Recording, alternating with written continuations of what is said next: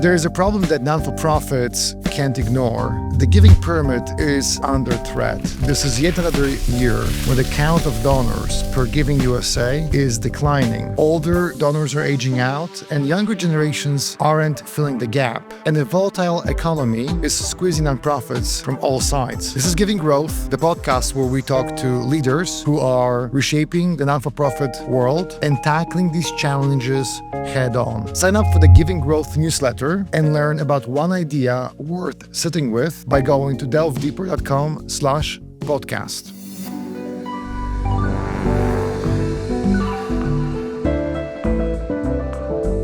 My guest this week is Jon Wheeler. He is the Senior Director of Direct Marketing at Save the Children US. Jon is a creative, results-driven marketing leader with deep expertise in marketing technology, email and SMS fundraising, and building ad tech and martech systems with donor at the center. He cares to scale impact for mission-driven organizations. Jon helped nonprofits from small grassroots groups to global leaders like Save the Children US to use digital platforms in order to engage supporters, grow revenue, and respond quickly when the world's most valuable children need it most. His superpower is organizing donor journeys, testing new channels, and blending data with storytelling, ultimately using digital innovation to drive impact for children and families in need. Jon, welcome to Giving Growth. Thank you, Greg. It's really exciting to be here. I wonder about the most formative moment in your career. Is there a moment that stands out that would help me and the audience understand who you are today? Sure. So I always like to talk, sort of begin my story talking about how I kind of found my way into sort of working with technology for the greater good by one of my first jobs, which was straight out of college, working on Capitol Hill for a congressman. And this was in the mid-90s, and I was the computer systems manager managing their internal database. So it's all the messages are coming in from the constituents. At that point it was phone calls, it was letters, it was faxes, I was fresh out of college and now running the systems, and nobody had an email address. I was the first one to get an email address. I remember going around to my coworkers in the office, and I was like, "Hey, look, everybody, we can now have an email address. People can send us messages. Isn't that going to be great?" And nobody wanted one. They were like, "Are you kidding me? This is the last thing I want, is another way for people to get in touch with me. I already have, everybody coming in, stopping by, trying to meet with me, phone calls, faxes. It's too much." And, think back about that world where we didn't have this sort of like getting inundated with messages all the time. So I think a lot of that shaped me in thinking about how do you break through that noise? How do you make your message for a nonprofit more relevant so that it actually really resonates with people? And I think, part of what I imagine we'll be talking about is that that personalization. How do you use information that you gather from your donors, from the people who are interested in your cause, to really break through and show them that I know who you are, I know what you care about, and here's what we do as an organization that taps into that. So that's one point. The other point that sort of later at Save the Children, one of the biggest moments was in 2022 when Russia invaded Ukraine, and I was actually on vacation. It seemed like this was a pattern with me. Every time I would go on a vacation, and I was managing the email program at the time. Every time I would go on vacation, that's when a crisis would hit. So first I was on vacation and, hurricanes, earthquakes, back to back. But then we were down, I was on a vacation with my family in February. And I told my wife, I'm like, I am not going to have to work on this vacation, I promise, unless Russia invades Ukraine. And sure enough, what happens? So I'm there, I'm at the, side of the pool, approving messages, approving emails. And it was one of, it's terrible to think about some of the best times working for an organization like Save the Children is when some of the worst things are happening to children around the world. But in those moments where there's a crisis, Save the Children and other charities do our best work because we are able to really tap into that, moment where it is so clear that what is needed is to help children who are suffering in this moment. And we responded so fast. We were first in market in getting those messages out, and the imagery that was coming out at that time was just like you could not have sort of asked for more compelling images of how children were being impacted by this crisis. I still remember seeing these scenes of train platforms in Ukraine just littered with empty strollers because the mothers had brought their kids down to the trains, got on, left for Romania, left for Poland. And it was really clear. And we were there. Save the Children was there at the border to greet them, to welcome them.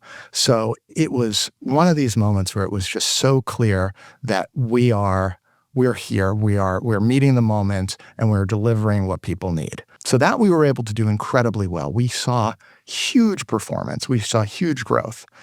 What was challenging, and what I think we're still working on cracking, and a lot of organizations are working on cracking, is what happens next. We got all these donors through the door, and we put together a tiger team. We really worked on figuring out, how do we keep them? How do we retain them? To tell you the truth, it was challenging. We just, it's that people come, they care about this thing, and then they don't necessarily feel that the messaging that's coming back to them really resonates with that original reason they came through the door. So that's a lot of what is motivating me now. How do you continue that real, compelling message over time throughout that life cycle with the donor so they really feel like this is an organization that I want to continue being a part of? Using those two different examples, your experience with your colleagues not wanting to use email because they're already overwhelmed. Yeah. And that's on one hand. We are overwhelmed today. We were overwhelmed, 20, 30 years ago. Yeah. We were probably overwhelmed 100 years ago when telephone was introduced. And probably whoever wanted to have their telephone installed in their house back then also felt like it would be too easy to get in touch with me. Absolutely. And then your example with Ukraine and other emergencies, to me, that speaks of the fact that when there is something terrible that's happening, the message does get through to us. It's terrible when emergencies happen. It also helps to raise money. And we shouldn't count on it, and we don't want it. No. So how do we break through? And I think this is the theme for this conversation. How do we break through when everyone is so overwhelmed with so many messages? Yes. And when we don't want to count on emergencies. And I think what is really interesting about you, and we spoke about this over breakfast, is that you bring in this wonderful mix of digital marketing as a senior director of digital marketing. You're very unique, in my opinion, because you have this deep passion and understanding of ad tech, martech, and data. So I want to talk about first, what do you see as big shifts when you step back and you look at your career in digital marketing, specifically in the context of charities? Yeah. What are the bigger shifts that you're seeing that maybe weren't there when you started? Yeah. And it's something that was really bubbling up as a topic today. Yeah. I think the sort of the biggest buzzword and the biggest concept is this idea of, call it, omni-channel marketing or integrated channel marketing, with the idea that all of the messages that you should be receiving from an organization are, they make sense together. They flow as part of a cohesive whole.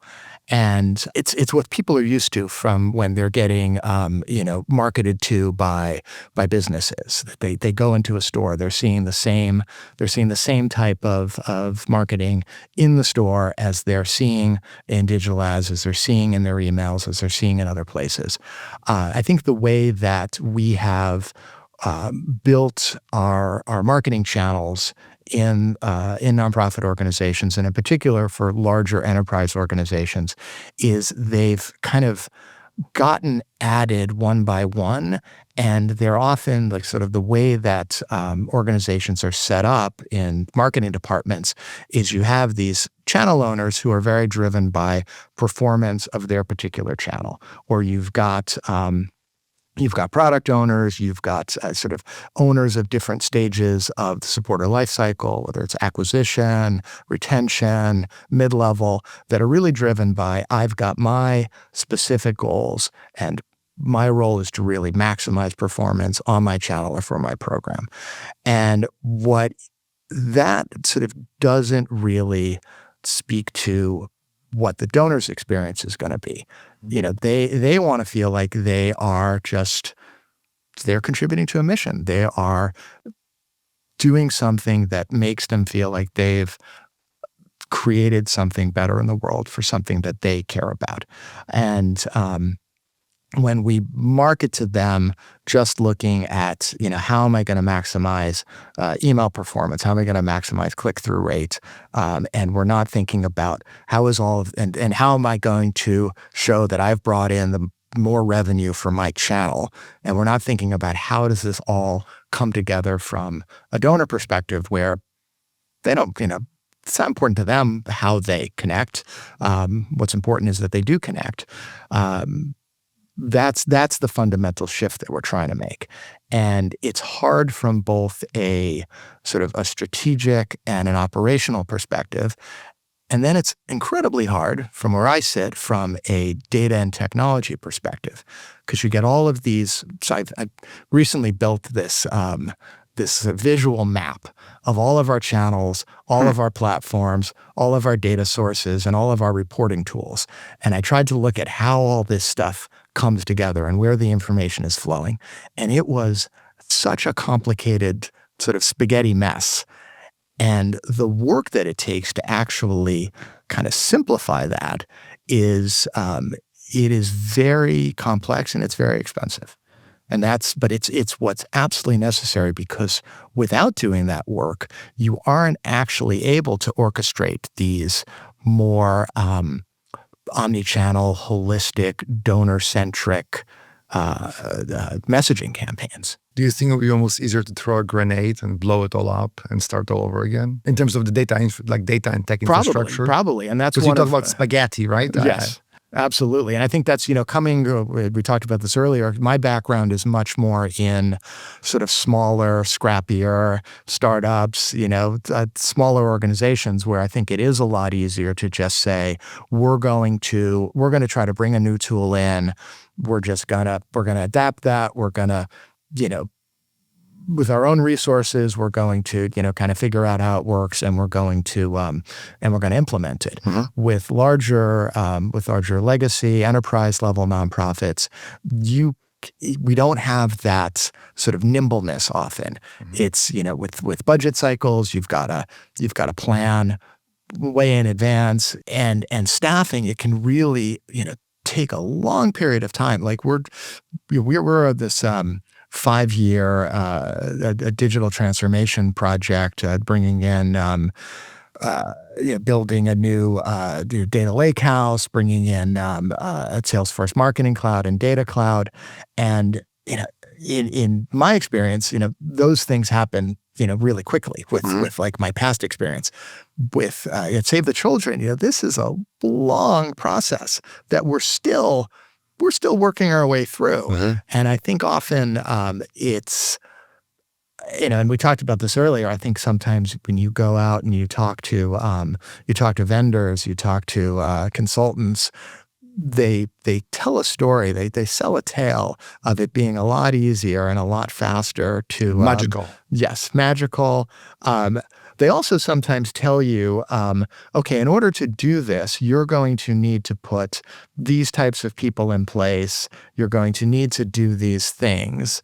And sometimes the organizations say, well, that would be the nice way to do it, but we're going to try to do it with the people we have on hand. I think we can make it work in a little sort of, saving a little bit of money here and there.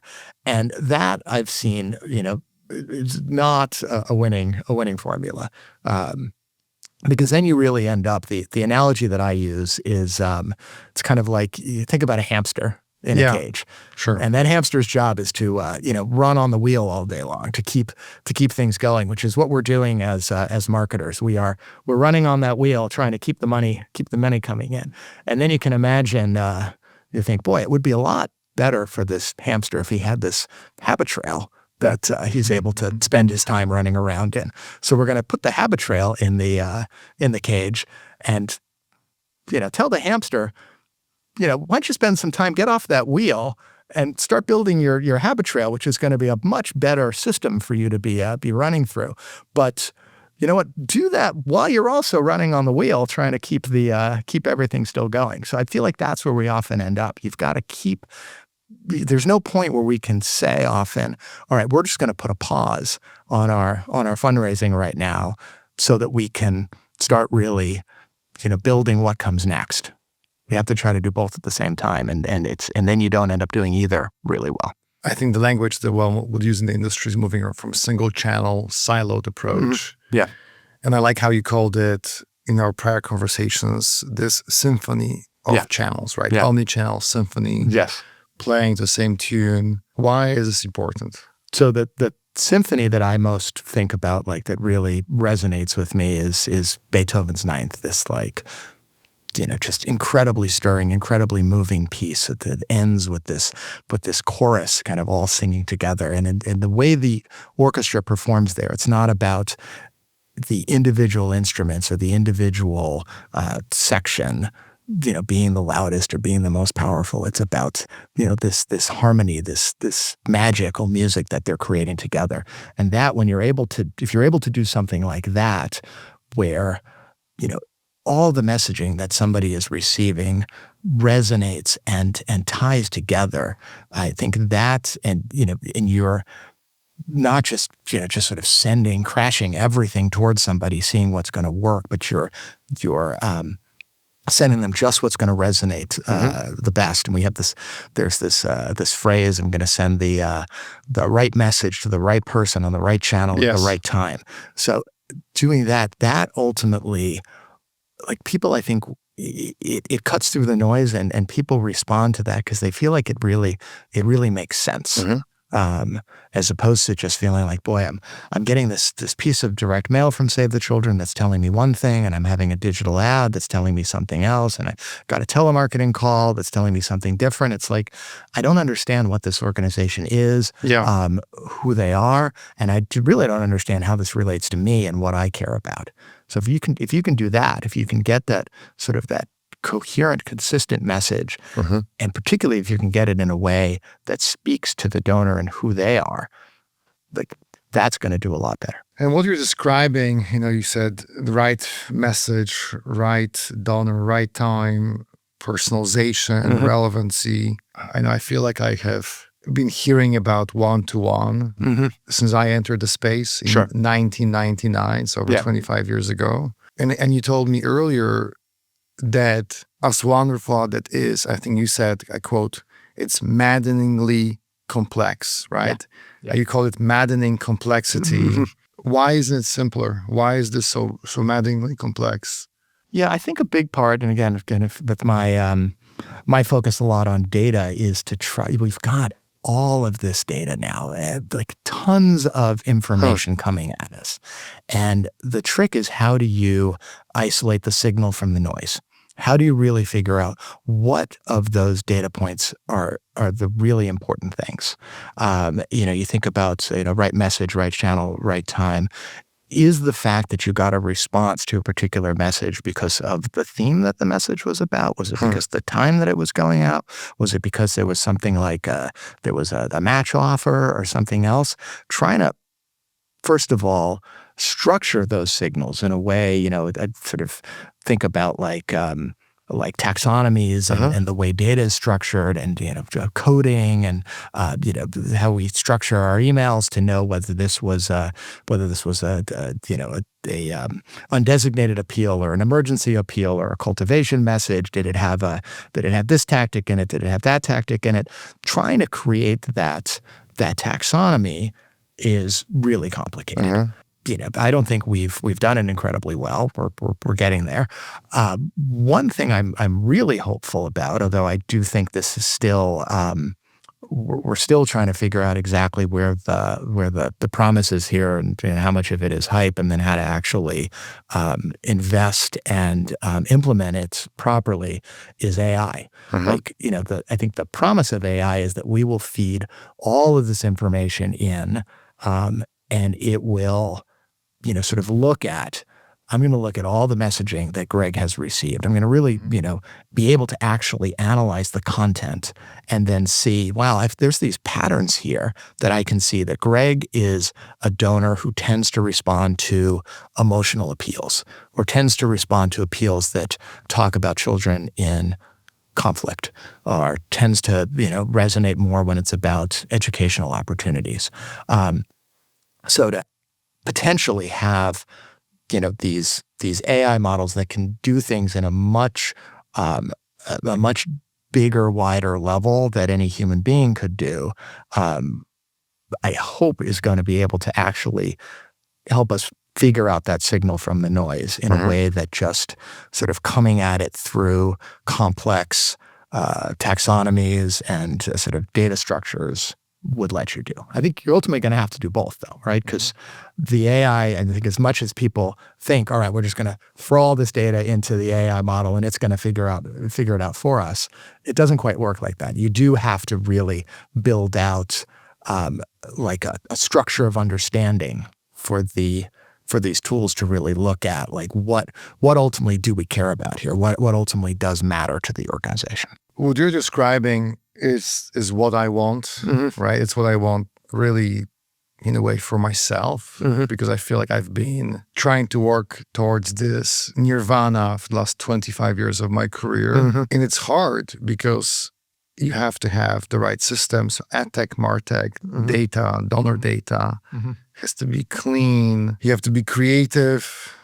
You talked to me about working backwards from an experience, from an objective. And then it all kind of crashes on these very mundane shores of, for instance, data hygiene.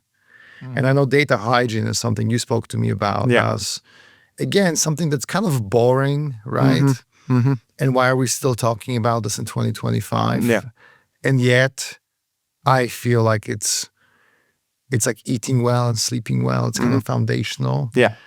Just in your experience, why is data hygiene so important to delivering these more relevant experiences? So one thing we often, we struggle with is we run all these campaigns, we send messages out, and we later try to look back and say, all right, now we want to send a follow-up. We want to do, a later campaign to all of our, Gaza donors, for example.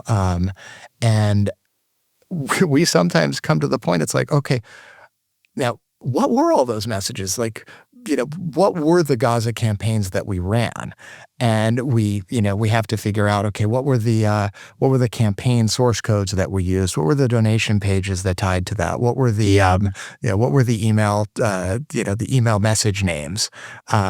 Sometimes we don't put the efforts in advance to really think through the structures that we're going to need in order to, later down the road, to look at what was it that we did that was relevant that we're going to need to tap into again in the future. What makes it even more complex, and this gets back to the sort of the spaghetti map that I built out before, is that the coding structure and the way of organizing can be very different for our direct mail channels, our telemarketing campaigns, all of that. They're in different systems. They're using different coding structures. So to create a master taxonomy that ties across everything, it's difficult, and it's often not, as you were saying, it's not the sort of things that are, kind of most obvious to invest time and resources into. That almost seems to me like that would require for someone to your earlier point, get off that hamster wheel, right? Create space in the day. Yeah. And actually think through what could that donor be experiencing in whether it's in email Yep. or on a landing page. Yeah. In video that maybe they're consuming on YouTube. Mm-hmm. Yeah. And then you have to think about those interactions, to your point, put this in some sort of table format in your head. Yeah.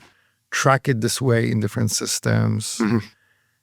And you're almost working backwards from a report or presentation that will be delivered X weeks in the future. That seems terribly complex. It is, and the systems are not making it easy for us. Being and coming from email, one of the things that made tracking what people cared about in email most challenging was a few years ago when Apple sort of did away with they added this proxy open that did away with the open rate as a useful metric. Well, if you're not able to really see anymore what messages resonate with people because they are opening them, if that's meaningless to you, the only thing you have to go with now is click rate. Yes. And clicks, as we know, is a much lower metric. Many fewer people. Because they may be, they're monitoring what you're saying, they're looking, they're engaging with your email. Well, if we don't know that anymore and all we have to go with is clicks, we've lost one of the most important signals to know what people care about. Well, and that really then speaks to this idea of, if I want to segment data, donor data specifically, like I'm there with you, like I do think AI will enable us to create a complex picture of the donor. But there's also something wonderful, and it's okay, I think, to also use one or two signals and say they're the most predictive of what my affinity is, or what I value the most, what I need to hear about. But again, it goes back to data structure. Mm-hmm. Now, we spoke about moving from single channel to multi-channel, right? This symphony of channels. Yeah. Well, I'm hearing you say that this is about sending a message that really resonates with me. And you shared this example earlier about, say, children. I may care about children, right? Obviously. Yeah. If I'm donating. But donating to a child can be about geography, can be about emergency, can be about many other things. Yeah. Can you paint a picture for me of an example of a scenario where we have let's say an omni-channel infrastructure in place, that spaghetti was cut through somehow? Yeah. I can look at this donor in a way that's omni-channel, so I can see what they clicked on, what they viewed, what they consumed. How would you structure messaging? Is there a specific example that you can share just to bring it to life? Yeah. Where we're making it actually relevant, and maybe it's very nuanced, but it's very important. Yeah.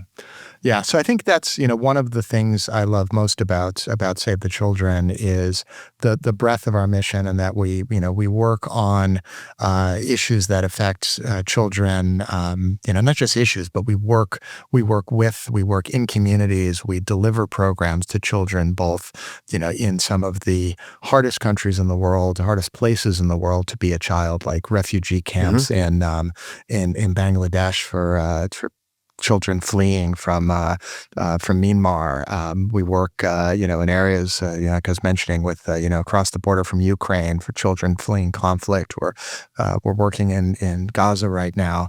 And then we also work right in the United States. Like we run programs for, to help children in rural America to, really kind of like achieve a better future for themselves.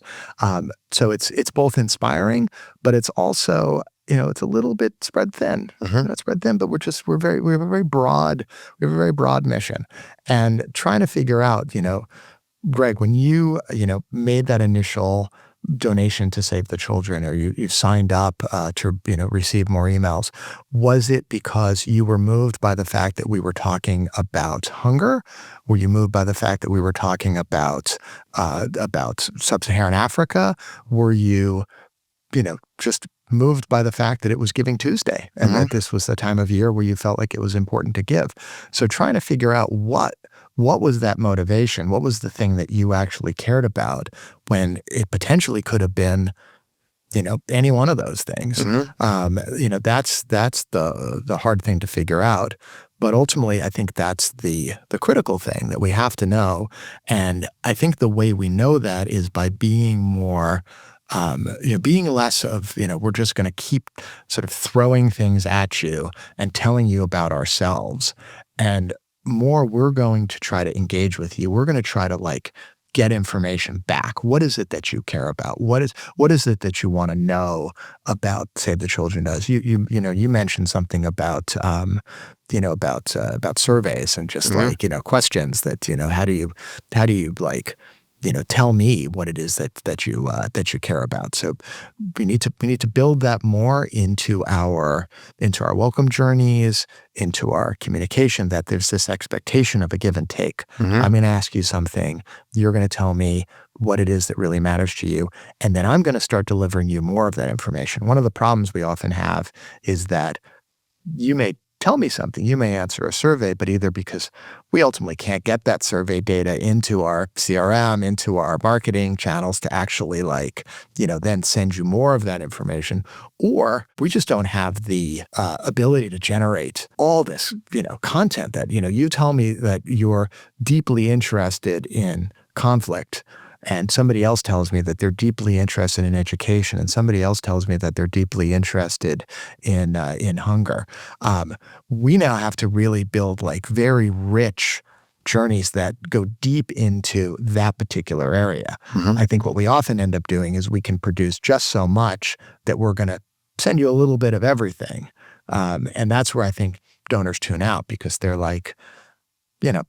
I don't, sure, I care a little bit about education, but what I really want to know is about how you're helping children, affected by conflict. This is I think a good shift towards this idea of segmentation, and I want to stay there for a moment. Sure. But first, I wonder if you will agree or disagree with the statement. Okay.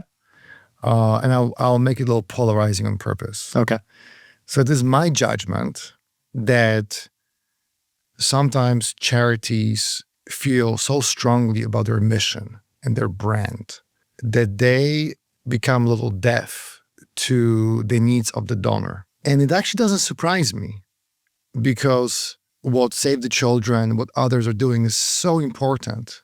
I mean, charities as brands are literally saving lives. Yeah. So it doesn't surprise me that if I am a marketer or fundraiser or data professional, an accountant, the CEO working at a charity, my mind goes towards the mission. But I think that makes us blind to the needs of the donors. Yeah. Do you agree or disagree with that hypothesis? I agree very much, and I think I can give you some examples of where I see that we're kind of hurt by our own internal structures. One of them is, and this is, not to be overly critical of my organization, but you've got programmatic groupings within an organization that really ultimately they want to, make sure that the work that they're doing, that that the goals that they have are really, presented front and center as, critically important to the work of the organization. So, as marketers, we'll get pushed, can you be promoting this particular campaign, this particular effort? And we'll come back and we'll say, sure, we're going to send that out to the people on our list who are going to be most interested, that's going to most resonate to. And they're like, well, what about everybody else? We want to have this, go out to the whole file. And it's hard to say, well, sorry, we're only going to give you this portion because that's the ones that are most likely to respond. I can understand that the counter argument is, well, maybe more of the other ones would respond because, they just don't know. They need to be informed about the other work that we're doing. So there's that balance of how do you, as marketers, sort of know what is going to work best with audiences, and also respect the needs of your colleagues and the needs of the organization to be sort of cross-promoting other things that are happening. Here's how I see this. I have experience working at many for-profits. Yeah. And I, for example, was managing digital for Bath & Body Works. What I realized is in a retail environment, merchant was the queen or the king. These are very merchant-driven organizations. Yeah. And in a way, a merchant that is deciding that these shoes will be in next season, or this hand lotion is going to be the flavor next season, is no different from a program manager. Program is the merchandise the charities operate with. And the reality is, in retail organizations, merchant is more important than the marketer often. It's just kind of the way it works. And it makes sense to me that the program is maybe more important than thinking about donors' needs. We know that donor centricity, customer centricity is important, and yet we're structured along the lines of these programs. It's not wrong. It's just kind of the way it is. And I get the fact that then we're fighting for the donor and their attention, and we're thinking about this. And that's why it's complex along program lines, channel lines. And I think what you're saying is we need to work backwards from the needs of the donor, but it's kind of ambiguous and it's really hard to know, like, what are those needs actually, right? Program I can touch, channel I can touch, needs of my donor. That there's so many answers to the question. Yeah, and it's interesting, bringing in the retail example. I think what retail is, really able to do, and talked about, like, we are going to, plan out what is the product that we're going to be launching to market, and that's our messaging strategy based on the product, next season, right? But also what product are we going to create that people didn't even know that they needed? They didn't even know what they wanted. And of course, I think one of the, one of the greatest examples of this was when, Steve Jobs went up there and, introduced the iPhone for the first time. It was like, created this entirely new market, entirely new type of product that people didn't even know that they wanted and that they needed. Unfortunately, now it's taken over our lives and taken over our world. This thing that we didn't even know that we needed, and has added emails there. Yeah, exactly.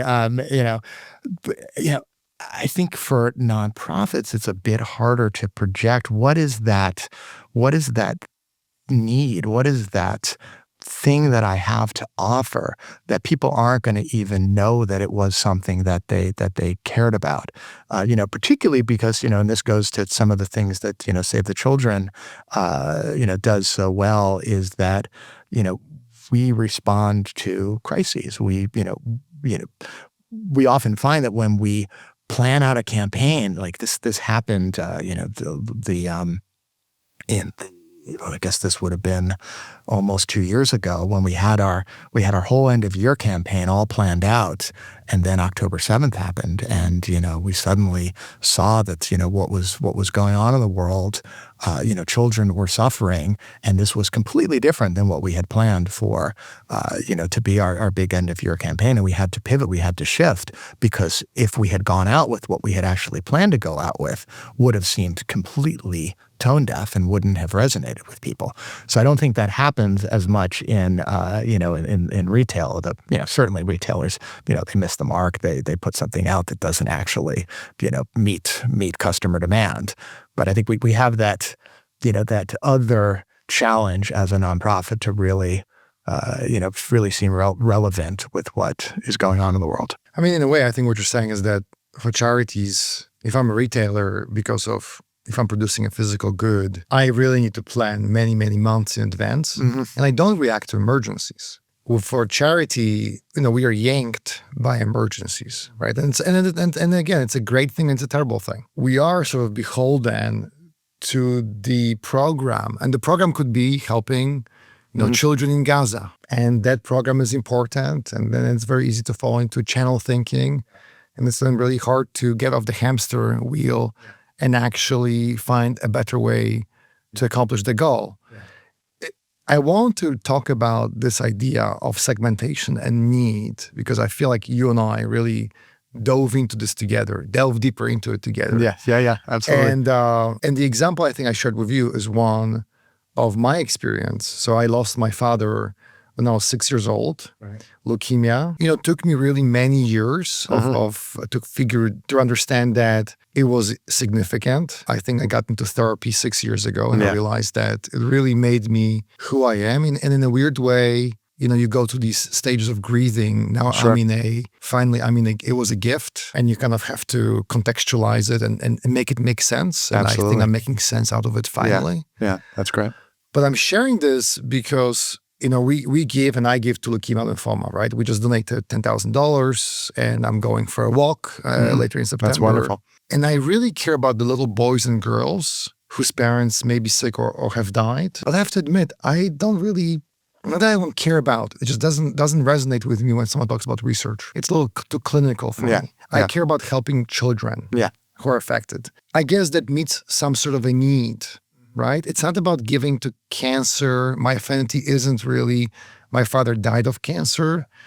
There's something about a need or my values having to be met that makes sense, and it's so hard to pinpoint. Yeah. And I just wonder, like, what resonates with you when it comes to Save the Children and what you want to accomplish? Is this what you're talking about, or is it something different? Because this is very ambiguous and hard So I think one of the toughest things that we face and a lot of other nonprofits face for their marketing teams is the drive to raise undesignated revenue. And I completely agree with, and I think it's absolutely necessary, but to be very upfront about donor intent in your messaging, so that when we're speaking powerfully about an issue that's impacting kids in a particular area of the world, we're going to talk about that. But when we're raising undesignated revenue, we then have to also add into our marketing message that your money's going to go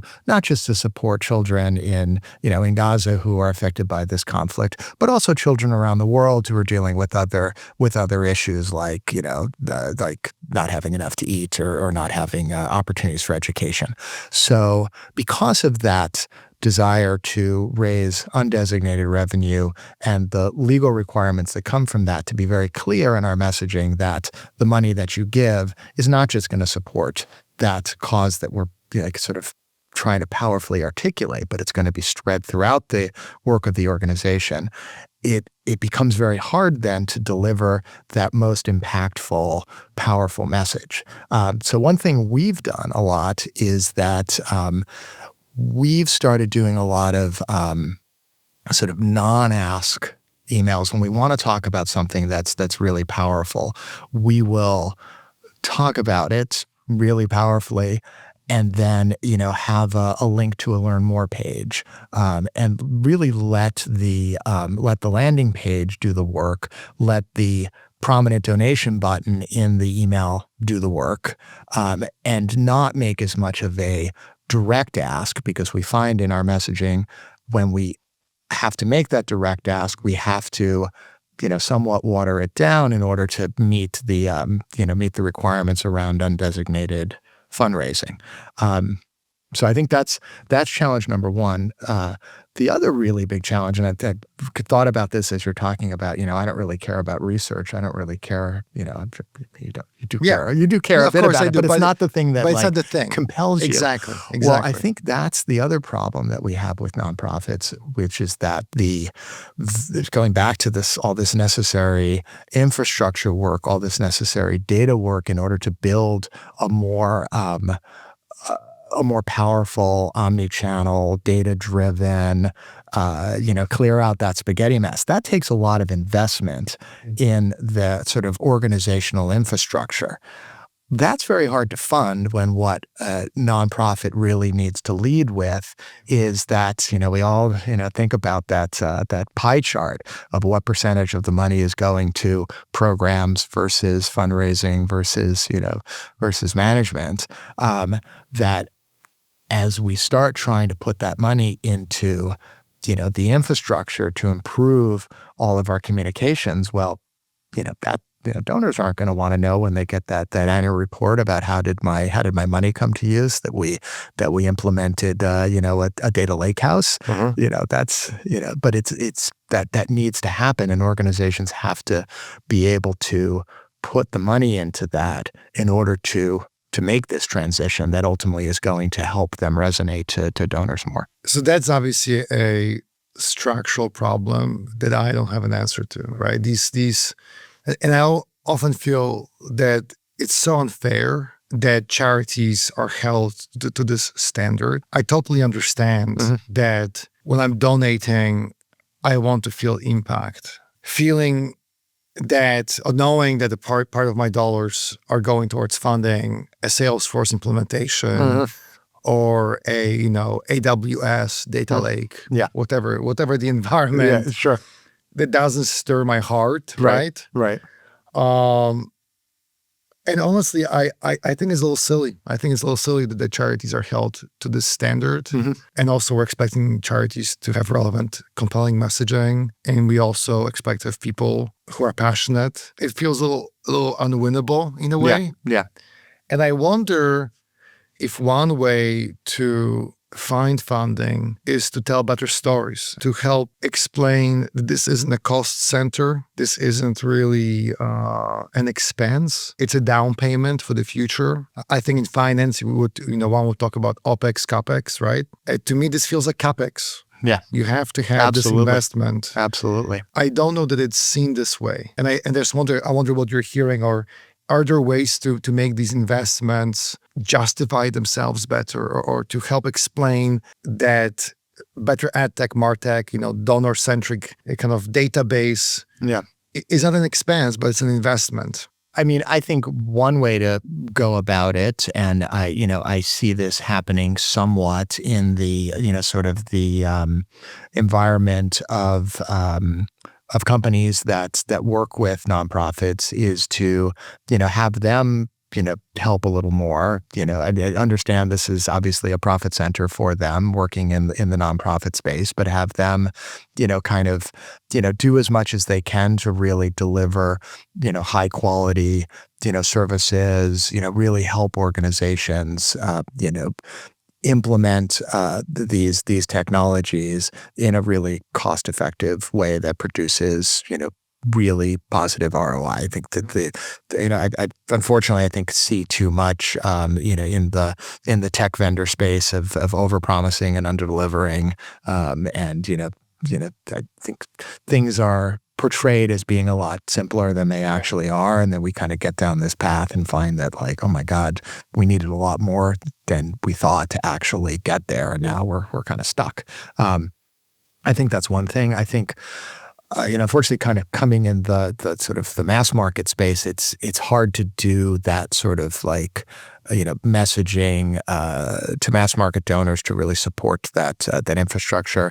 Potentially that's something to really, work on with your more major givers, that, to really explain that, like, to build an organization that's really fit for the future, that's really going to be able to, continue to resonate with people for the long term.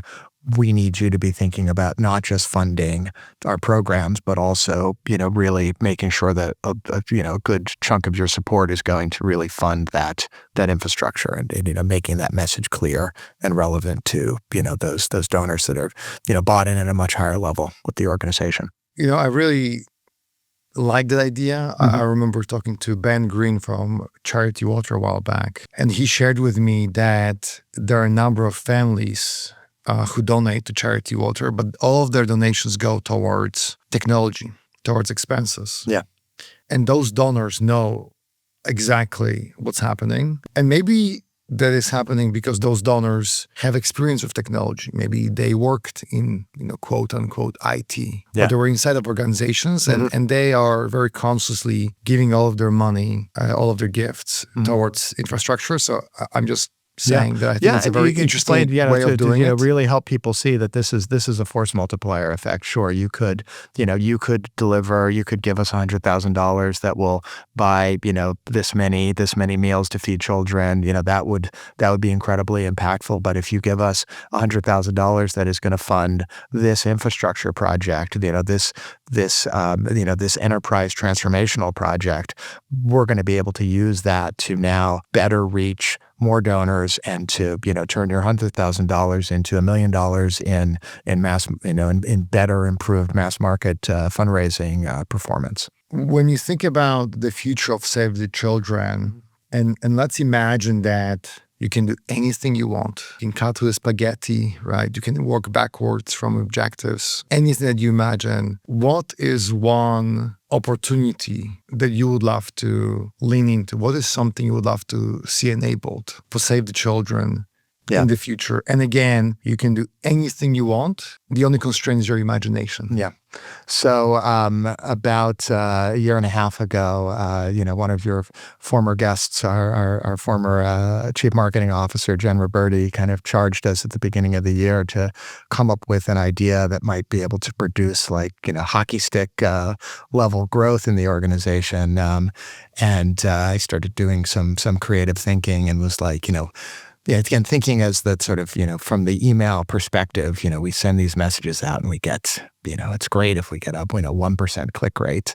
And to think about, what would it look like if people were actually looking forward to having an email from Save the Children show up in their inbox because there was something that they got sort of an immediate sort of positive feedback from it. And it got me thinking about, gamification and the sort of badges and prizes and stars that you get from when you're, doing a certain thing with a retailer or, I mentioned this to my boss at the time who was very into, Peloton. And he's like, right, of course, I'm, when I'm getting on that Peloton bike, I'm seeing where I am on a leaderboard. I'm getting a star for having done, 5 workouts in a row.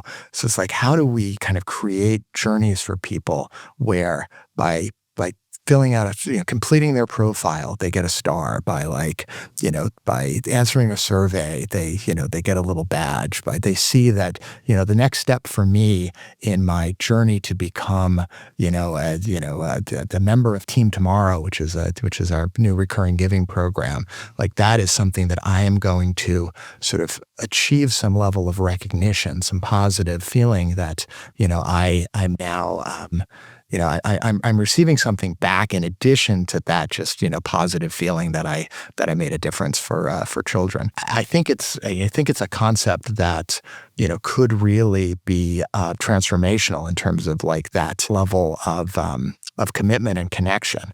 I think that the tricky part is that it's we talked about this. It is very complex. There's a lot of pieces that have to go into building it. But I think doing things like that, as you're able to pull all these data pieces together, as you're really able to set up the systems that allow you to track something like that, you can really start creating this relationship where people really feel like I'm engaged, I'm involved. When I give something to the charity that's of interest to them, I get something back. That's where I think we really need to be going. Couple more questions. Yeah.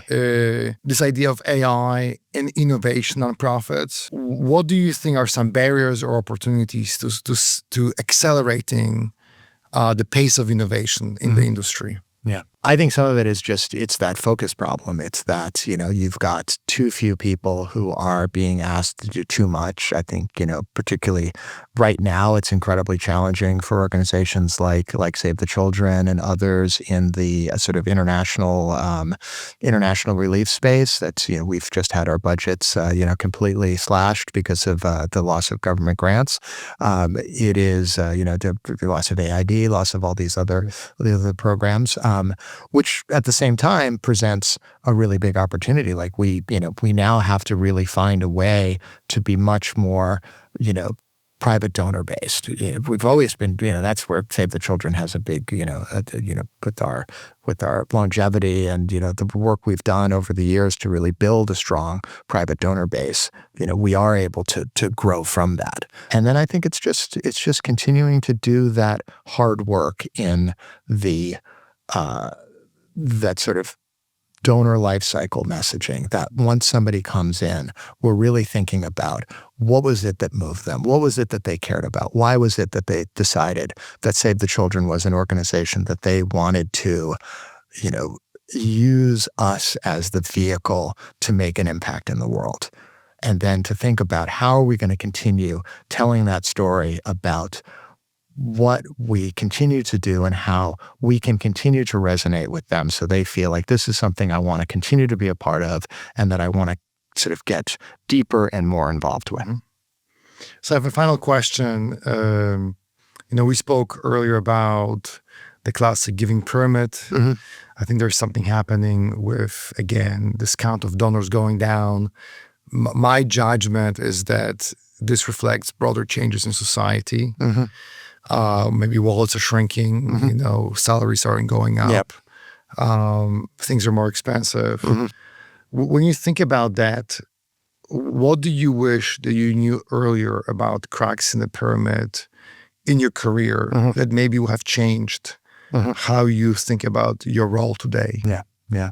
Well, it's funny you mentioned that because, we talked a little bit about this, that I'm more of a, sort of a technologist kind of like masquerading as a marketer. So, you said, what did I wish I knew about the donor pyramid earlier in my career? I don't even think I knew that there was such a thing as a donor pyramid earlier in my career. But what I sort of instinctually understand, I think, is that idea of, like call it a ladder of engagement or whatever you want, that you sort of build up, you sort of like, you build interest, you build engagement, you do that conversion, you get people actually now to make a commitment, and it can just be a small commitment at first, and then you sort of take that commitment and you build upon it and you get people interested in taking that next step. So I think, in my mind, it's all very logical. And then where I go to is think about like, all right, well, if that's what you ultimately want to accomplish, how do you actually do that with the systems, with the data? Like, how does it actually all sort of work together?